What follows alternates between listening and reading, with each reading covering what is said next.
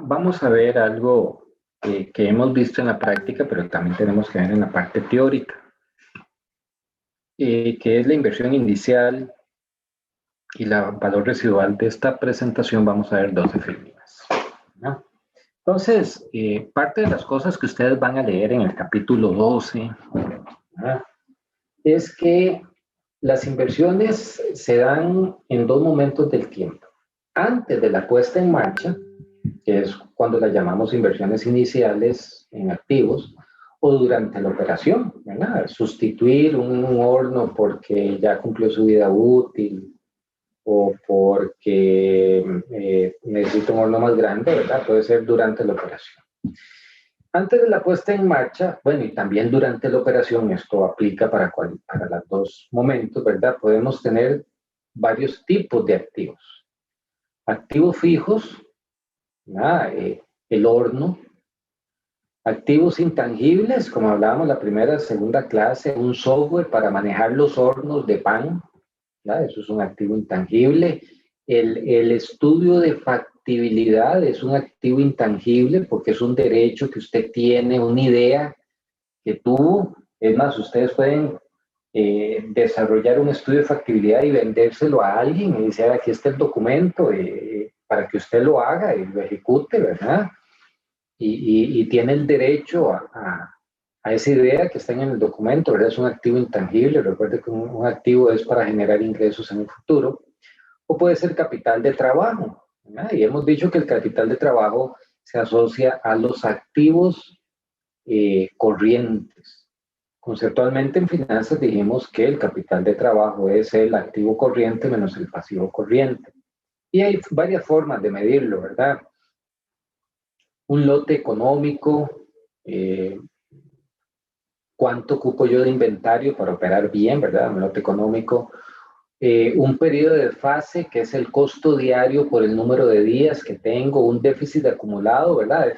Hay varias formas de calcular el capital de trabajo y esto es lo que vamos a ver y es lo que ustedes van a leer también en el cuestionario, ¿verdad? Bueno, veamos que los activos intangibles se le llama amortización en lugar de depreciación, ya lo habíamos visto. Ya dijimos que el costo del estudio de factibilidad, es relevante si la empresa es nueva, ¿verdad? Porque yo voy a poder meter la depreciación de esa amortización, ¿verdad?, dentro de mis costos y se va a constituir en un escudo fiscal.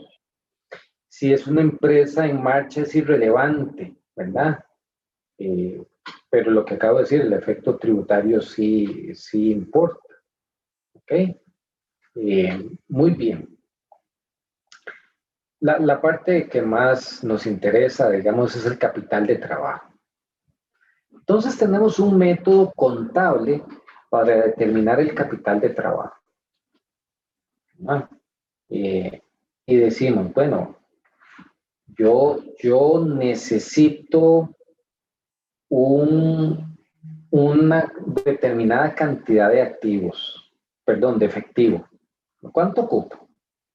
Porque tengo que ver cuántos son los saldos menores en donde yo caería en un problema de liquidez, ¿verdad? Yo digo, vea, es que yo usualmente estoy comprando y estoy vendiendo. Y entonces, cuando compro, yo necesito tener certeza de que la venta haya ingresado a mi cuenta, porque si no, ¿cómo voy a pagar algo si no tengo plata en la cuenta? Entonces, hay ese concepto de saldo insuficiente no es de ahora, es de toda la vida. Y los bancos lo han solucionado con algo que se llama una línea de crédito extraordinaria, de extrafinanciamiento. Dicen, vea, cuando usted lo ocupe, le voy a prestar 1 millón, 2 millones, 3 millones, lo que sea, ¿verdad? Sabemos que usted me lo va a pagar en 2, en 3 o en 4 días, ¿ya? Y cuando recupere su venta, y lo que le voy a cobrar es tanto, ¿verdad? Entonces ese costo por saldos insuficientes yo lo necesito tener para, estoy viendo en el espejo, un vidrio, unos bichillos, pero están fuera, no me dejan comer aquí. Ese costo de saldo insuficiente hay que considerarlo como capital de trabajo, ¿verdad? También, a ver, yo puedo tener un costo por saldos excesivos. ¿Cuál es ese costo? El costo de oportunidad de tener en mi cuenta corriente mucho dinero que no me paga intereses en lugar de tenerlo en una inversión de corto plazo. Entonces eso es un costo de oportunidad. Yo debería de considerar eso a la hora de calcularlo. También yo necesito administrar el efectivo. Parece mentira, ¿verdad? Pero pues una de las funciones muy importantes de una tesorería es administrar el efectivo. ¿Y por qué tiene un costo? Porque hay que pagarle a alguien para que administre el efectivo. O sea, eso de estar diciendo, sí, vea, está entrando tal cantidad de dinero y puedo hacer el giro del cheque que estaba a TEL o la transferencia y no me voy a sobrepasar. O, vea, he acumulado tanto que voy a hacer un CDP a un día o 2 días. Bueno, la administración del efectivo tiene un costo, usualmente un costo de mano de obra, ¿verdad? Eso a nivel de efectivo. A nivel de inventario, pues yo necesito comprar el inventario. Recuerden que cuando yo compro el inventario no me está generando ningún ingreso. Yo genero un ingreso cuando vendo el inventario. También tengo que manejar el inventario, o sea, moverlo, quién lo compra, quién lo almacena, quién lo controla, o sea, manejarlo tiene un costo usualmente de mano de obra. También tengo cuentas por cobrar. Por ejemplo, si yo vendo de contado, posiblemente tenga que pagarle a alguien para que me esté cobrando las cuentas por cobrar. Hay que procurar, muchachos y muchachas, en la vida ser un buen pagador, ¿verdad? Pero la mayoría de la gente no son buenos pagadores, entonces hay que estarlos cobrando. Y cobrar tiene un costo, ¿ok? Y no solo cobrar tiene un costo, sino que cuando yo no recibo el dinero de contado, si no le doy de crédito, tengo un costo de capital. ¿Verdad? Por no tener el dinero, yo tengo un costo de capital, porque si yo les vendo algo a ustedes en 1 millón y ustedes no me lo pagan y yo necesito el millón, yo tengo que ir al banco, pedir el millón prestado y el banco me va a cobrar a mí un 10%, digamos, de tasa de interés, ¿verdad? Pues ese 10% es mi costo de capital. ¿Ok? Pero también hay una morosidad, que la gente le dan crédito y algunos pagan dentro del plazo. Yo doy un crédito, digamos, de un mes, de una semana, y no me cobran, no me pagan en una semana. Se convierten en morosos y eso tiene un costo, porque es dinero que no está en mi bolsillo, sino está en el bolsillo de los otros. Entonces la morosidad tiene un costo, y no solo el costo del dinero que yo no tengo, sino de estarlo cobrando. Y hay un costo también por incumplimiento, porque una parte pequeña, ojalá que sea muy pequeña, de gente que no paga. Y entonces yo pierdo la plata. Vean que bajo el método contable yo puedo tratar de cuantificar todas estas cosas para ver cuál es mi capital de trabajo. Una segunda forma, ¿verdad?, es el método de fase. ¿Cuál es el método de fase? Los días que ocurren o los días que hay entre el momento en que yo pago algo para generar un bien y recupero o ingresan ese dinero a mi bolsillo. Entonces, les voy a poner un ejemplo. Hablamos de que yo decía, voy a abrir un hotel. Bien. Cuando yo llego cuando ustedes llegan al hotel, bienvenidos, pero resulta que para que ustedes llegaran al hotel ese primer día, yo tuve que tener una persona que limpiara la habitación y lavara las sábanas y todo eso, que tuve que tener una recepcionista y que tuve que comprar los elementos del menú para que cuando ustedes llegaran a comer pidieran y el cocinero les arreglara. O sea, yo empiezo a gastar plata de mi bolsillo. ¿Y cuándo me pagan ustedes? A la semana que se van del hotel. Ese día es cuando me pagan. Entonces, yo he sacado dinero en mi bolsillo y hasta una semana después lo recupero, suponiendo que me pagaron en efectivo. Si me pagaron con tarjeta de crédito, lo voy a recuperar algún tiempo, unos días después. Entonces, eso es lo que se reconoce como el desfase. ¿Cuántos días voy a ocupar? Y entonces, ¿cómo se calcula? Bueno, si yo tengo 10 días de desfase, yo digo, ¿cuánto es el costo del periodo? Lo divido entre 365 días y lo multiplico por los 10 días que estoy hablando. ¿Ok? Y entonces yo digo, sí, claro, yo tengo que tener en mi bolsillo siempre 2 millones de colones para, o 3 millones, o 4 millones, o 5 millones, ¿verdad? Para cubrir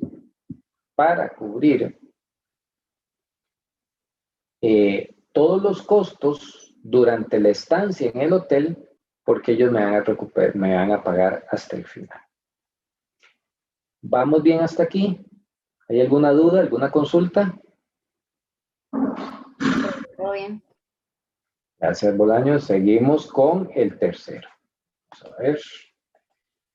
Y el tercero es el déficit acumulado máximo. ¿Cuál es el déficit acumulado máximo? Bueno, yo construyo un flujo de caja, digamos que mensual, ¿verdad?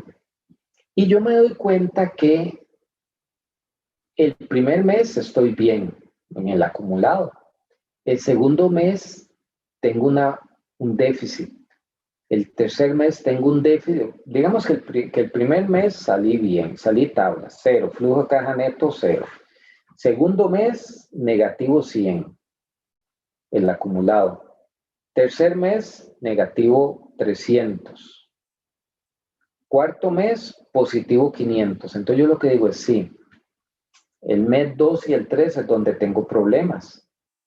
Entonces yo necesito durante el mes 1 tener un capital de trabajo de 300, que es el déficit acumulado máximo del mes 3, para que cuando yo meta ese capital de 300, inmediatamente el déficit del mes 2 y del mes 3 van a desaparecer. Entonces la forma es a través del flujo de caja ver cuál mes tiene el déficit acumulado máximo y ese monto de déficit acumulado máximo es el que defino como capital de trabajo. ¿Alguna duda? Sí, bueno. Todo bien, profe. Muy bien. Finalmente, en las inversiones iniciales, en proyectos muy grandes, se recomienda tener un porcentaje sobre la inversión inicial como para imprevistos. Si ustedes le preguntan a amigos, familiares, sus padres, etc., la gente dice, cuando usted va a hacer una casa, siempre termina gastando más de lo que presupuestó, ¿verdad? Y si le pregunta a la gente de los proyectos, casi siempre dicen, usted termina pagando más de lo que planificó.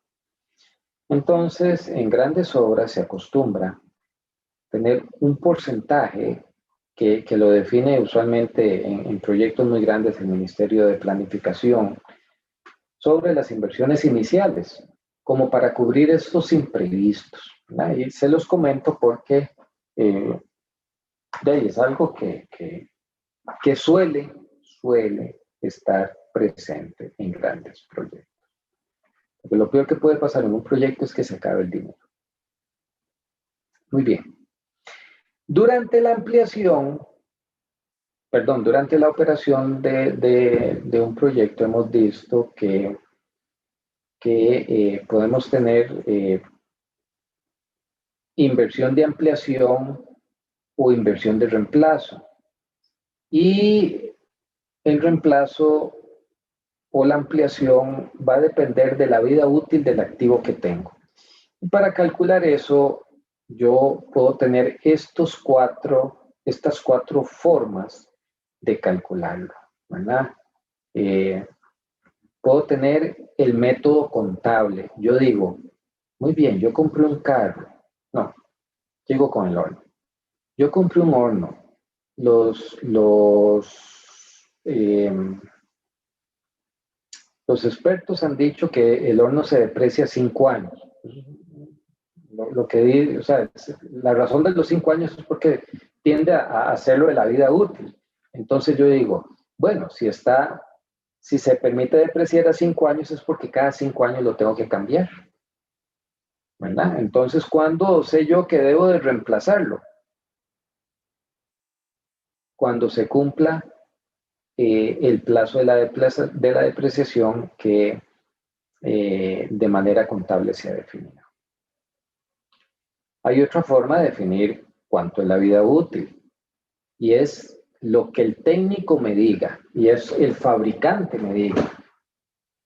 Por ejemplo, el fabricante del horno me puede decir, vea, este horno está diseñado para que trabaje de manera continua 3.000 horas. Ok, entonces yo digo, bueno, si yo ocupo el horno 5 horas al día, 7 días a la semana, ¿en cuánto tiempo voy a cumplir las 3.000 horas? Bueno, va a ser N cantidad de meses o de años después. Entonces, el criterio para cambiar o reemplazar el activo es un criterio que es dado por el fabricante del activo. Bueno, y usted, la computadora, ¿cada cuánto la tiene que cambiar? De ahí, cada 2 años se vuelve obsoleta y es un activo muy importante en mi negocio. Sí, cada 2 años la voy a cambiar. Hay un criterio técnico ahí, ¿verdad? Hay un criterio comercial y este tiene que ver mucho con la imagen. Por ejemplo, yo digo, ok, voy a comprar un camión para llevar el pan de San Ramón a Palmares. Como la gente va a ver que yo transporto pan fresco, yo supongo que ellos esperan que el camión esté en óptimas condiciones y bien limpiecito, un camioncito nuevecito, ¿verdad? Si me ven llegar con un camión todo hecho lo que van a decir fue, pucha, a veces me trae el pan ahí. ¿Cómo se le ocurre, verdad? Yo no le compro, ¿verdad? Qué cochinada. Entonces, por imagen, yo tengo que comprar un activo nuevo, un camión nuevo. Y tengo que estarlo cambiando porque por imagen es bueno que los palmareños vean que el pan se está transportando en un camión nuevo. Entonces vean que la vida útil, y uno lo que dice, bueno, entonces lo cambio cada 2 años o lo cambio cada año, no sé. Pero eso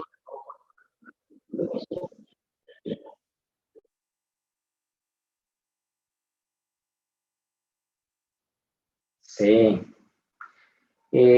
Ustedes van a leer ahí en Zapac que dice que muchos empresarios para ver que su negocio es muy rentable, ¿verdad? Y muy bueno, le compran a los ejecutivos un carro del año, ¿verdad? Porque ¿usted con quién haría negocios?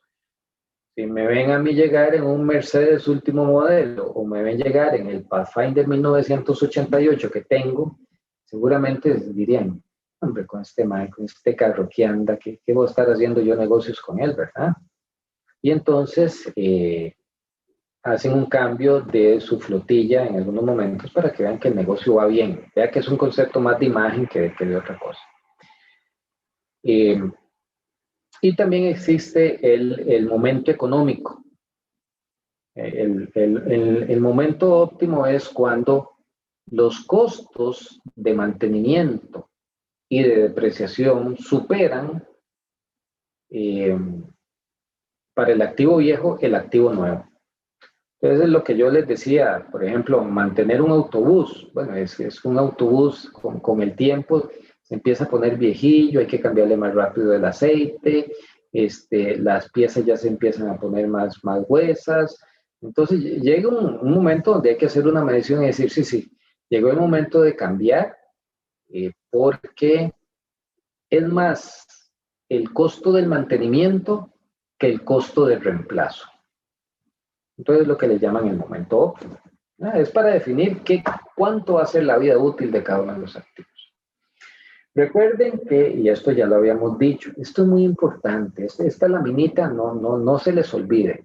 La inversión inicial, que es el tema que quiero que quede bien claro hoy, que lo hemos visto, pero ya lo estamos viendo en términos más teoricones, es la suma de lo siguiente. 1. El costo del activo nuevo instalado. ¿Y cuánto es el costo del activo nuevo instalado?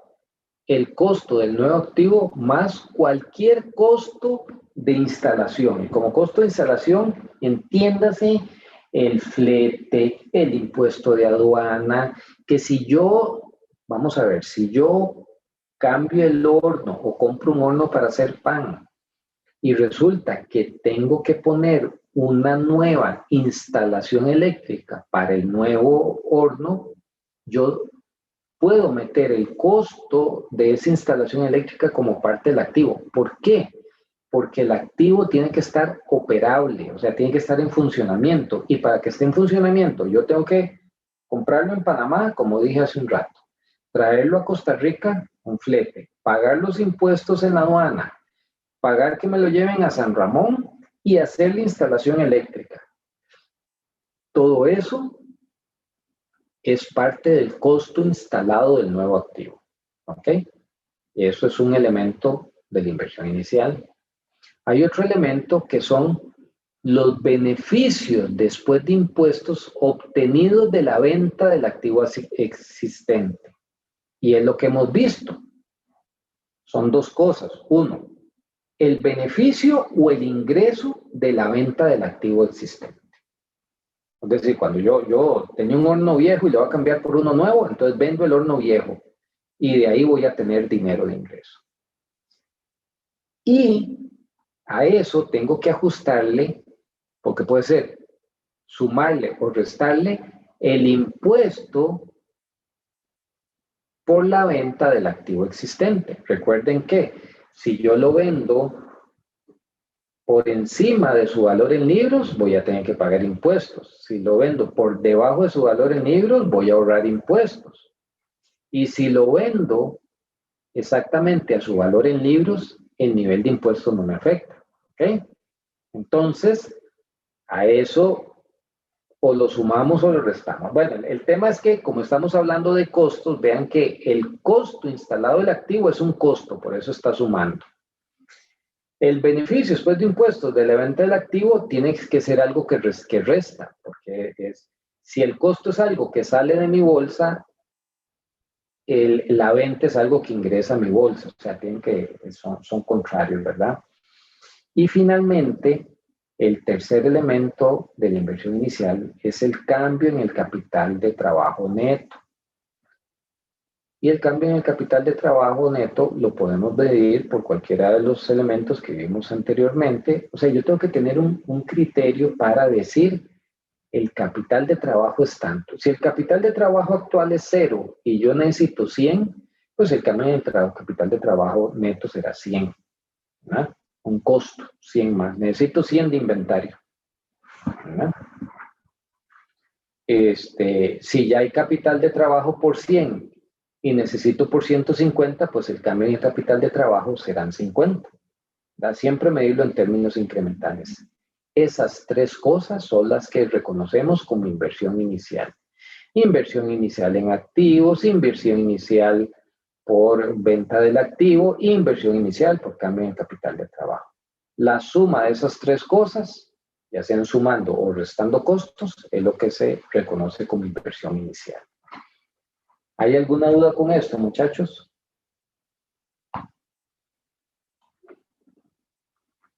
Muy bien. Durante la vida económica vamos a tener algunos beneficios del proyecto. Todos los beneficios deben de ser cuantificables, sean pequeños, sean grandes, de que la gente, si hay reciclaje, yo vendo el reciclaje, es un ingreso. Si yo vendo fotocopias, o sea, compré una fotocopiadora porque ocupaba para el negocio, pero vendo fotocopias, bueno, ya casi no se usa eso, pero eso es un ingreso adicional, ¿verdad? Entonces, todos los ingresos deben de ser cuantificados y todos los ahorros en costos también deben ser cuantificados, ¿verdad? Ambas cosas por insignificantes que sean. Cualquier cosita. Si yo vendo activos, si yo ahorro costos, si tengo efectos tributarios o si tengo venta de productos, son elementos que generan efectos positivos al proyecto. Es decir, son ingresos, ¿verdad? Si vendo un activo, es un ingreso. Si ahorro costos, es un ingreso. ¿Por qué es un ingreso? Porque en términos de caja, yo evito la salida. Entonces, aumenta mi cantidad de caja al evitar la salida. Los efectos tributarios, si hay un ahorro en los activos, si hay un ahorro en el tributo, ¿verdad? Y cualquier venta de su producto. Aquí el punto es, hasta las cosas más pequeñas trato de medirlas. Y ahora vamos al otro elemento, que es el valor residual del proyecto. Cuando yo cierro el proyecto, ¿qué beneficios voy a tener? Bueno, puedo tener ingresos por la venta de un activo. Cierro y vendo el horno que tengo. Ok, eso va a ser un ingreso. O voy a tener un ingreso por disminución del capital de trabajo. Bueno, en realidad yo voy a recuperar el capital de trabajo. Y vean que aquí dice depende del método, porque hay 3 métodos para el valor residual. El método contable. El método contable es cómo valorar yo la venta del activo. El método contable dice yo vendo el activo a cómo está su valor en libros. ¿Ok?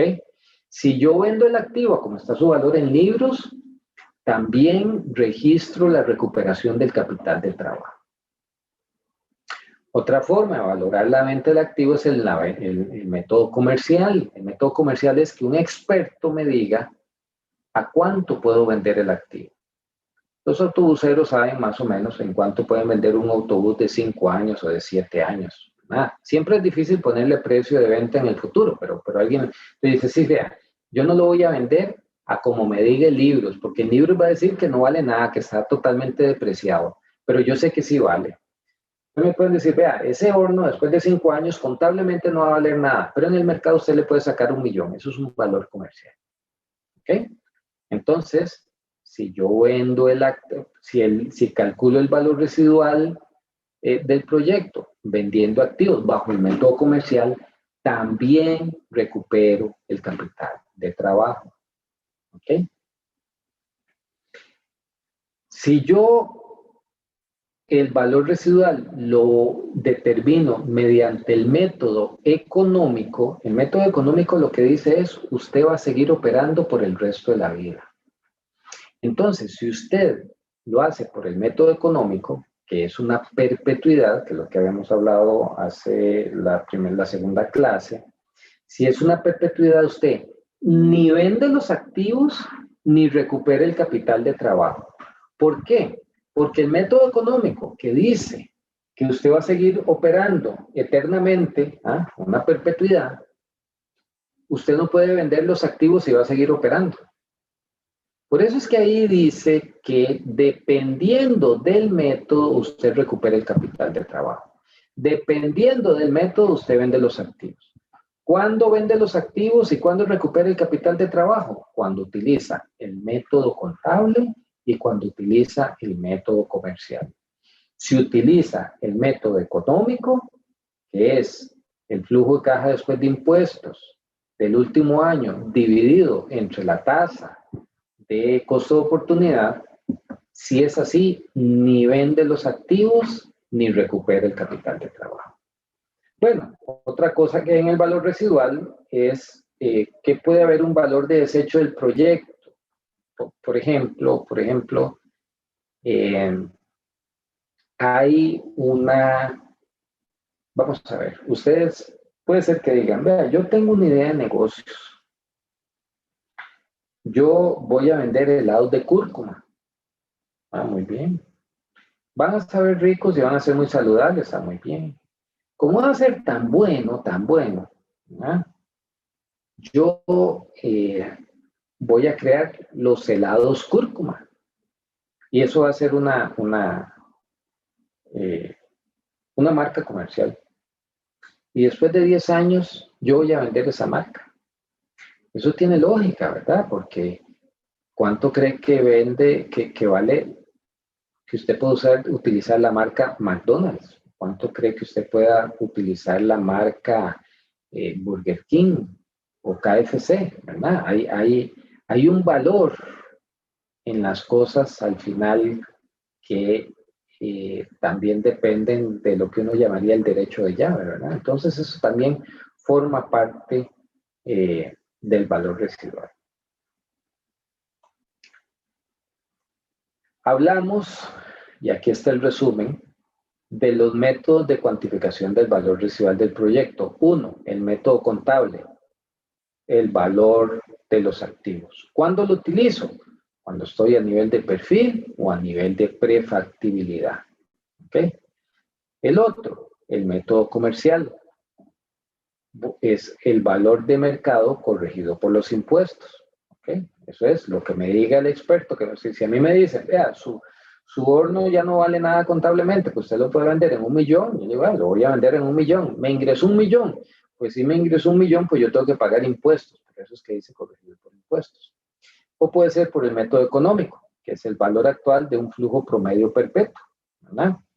Recuerden lo que les dije, esto es muy importante. El método 1 y 2, contable y comercial, valoran activos. Y como valoran activos, yo estoy vendiendo los activos y estoy recuperando el capital de trabajo. El método 3 valora los flujos. Y si valoro los flujos, ni vendo los activos ni recupero el capital de trabajo.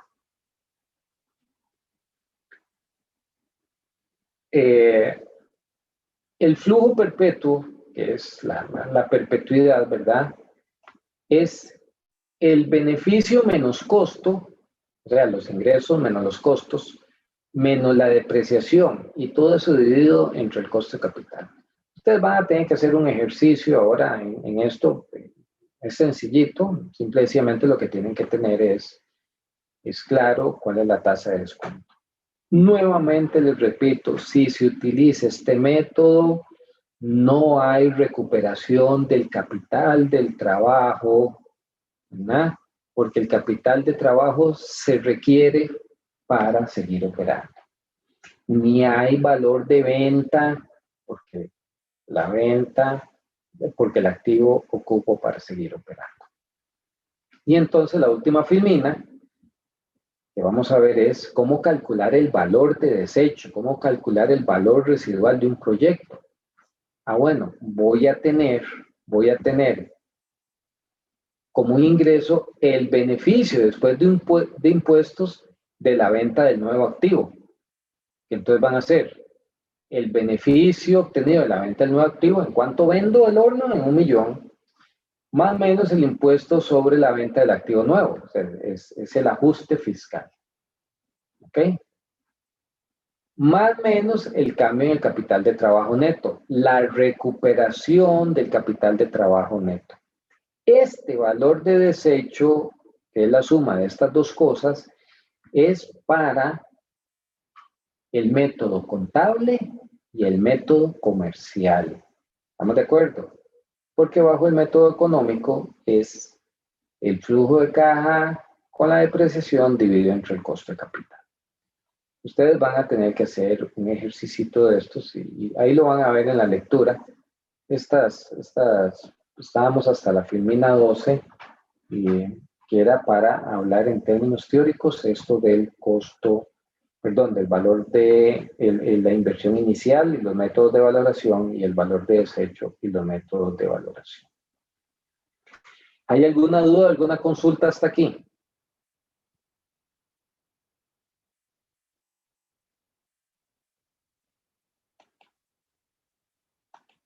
No, profe. Yo creo que hoy los aburrió mucho. Perdón. No es mi intención. Mi intención siempre es hacer más ejercicios y hacer la práctica. Como yo sabía que no nos iba a dar mucho tiempo, yo puse 2 ejercicios. Aquí. Este tiene que ver ¿cómo se llama? Con el punto de equilibrio. Ustedes me parece que lo resuelven facilito.